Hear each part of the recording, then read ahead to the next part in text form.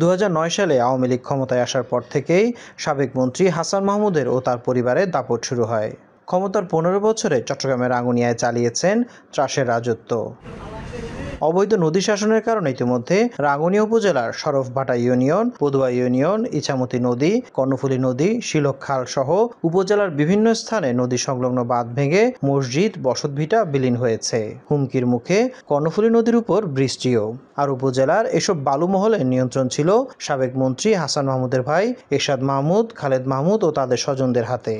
হাসান মাহমুদ ওনার ভাই সহ মিলে ওনারা ডিসি মাহমুদের নাম দিয়ে মাত্র নিয়ে ইজারা নিয়ে নামমাত্র ওনারা জোরপূর্বক করে এখান থেকে বালুগুলো উঠে নিয়েছেন। ব্রিজের ক্ষতি হচ্ছে, প্লাস এলাকাবাসীর ক্ষতি হচ্ছে, বিশেষ করে মসজিদ বিলীন হয়ে যাচ্ছে। উন্নয়ন প্রকল্পের নামে লুটপাট, বিরোধী রাজনৈতিক দলকে দমন নিপীড়ন থেকে শুরু করে এমন কোন অপকর্ম নেই যা তিনি করেননি। তবে আওয়ামী লীগ সরকারের পতনে ভেঙে পড়েছে মাহমুদ পরিবারের রাজত্ব।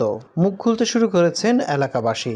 হাসান মাহমুদ আর হাসান মাহমুদের ভাই যারা ছিল খালেদ মাহমুদ, এরশাদ মাহমুদ, তাদের দূষররা প্রতিটা সেক্টরে এরা যেভাবে আমাদেরকে শোষণ করেছে, আমাদের উপর অত্যাচার করছে, অত্যাচার নিপীড়ন চালিয়েছে, মামলা হামলা শিকার করতে হয়েছে আমাদের।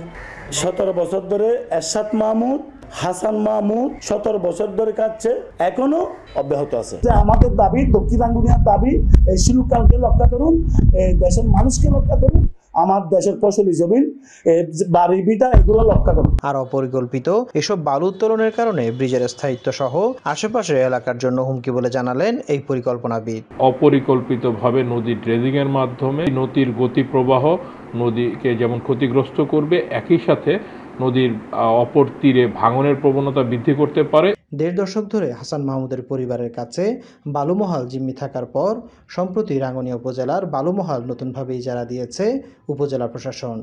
বর্তমানে যারা আছেন ইজারাদারের বাইরে আর কেউ নাই, অনুমোদিত কেউ থাকে তখন ইজারাদাররাই তাদেরকে করে প্রটেস্ট করে। ক্ষমতার পালাবদলে আর কেউ যেন এমন স্বেচ্ছাচারিতা না করে, এমনটাই চাওয়া স্থানীয়দের। নাইমুল ইসলাম, বৈশাখী সংবাদ, চট্টগ্রাম।